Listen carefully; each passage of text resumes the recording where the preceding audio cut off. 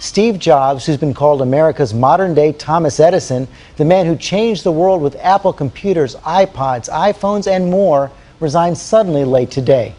ABC's Neil Karolinsky has followed Steve Jobs in all things Apple for years. And Neil, the timing of the letter was a surprise, but Jobs has been battling cancer for years.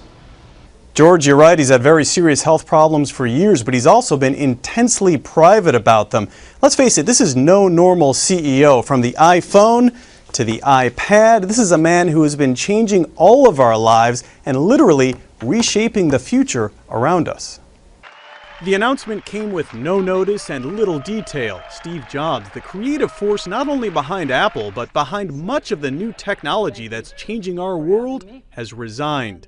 In a letter to Apple's board of directors, he writes, "I have always said if there ever came a day when I could no longer meet my duties and expectations as Apple's CEO, I would be the first to let you know. Unfortunately, that day has come."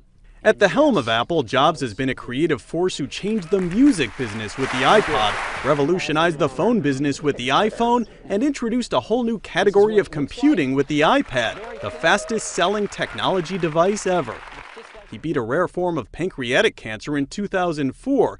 In 2009, the world learned he actually needed a liver transplant, a fact he kept under wraps until after the procedure. Few companies' fortunes are as closely tied to their CEO as Apple, but all of that is in question now. He almost never grants interviews, but spoke with us the day he announced the first iPhone in 2007. Are you worried that you reach a point where there isn't another killer piece of hardware to come out with to wow the world? You know, again, we don't worry about stuff like that. We just try to build products that we think are really wonderful and that people might want. And sometimes we're right and sometimes we're wrong.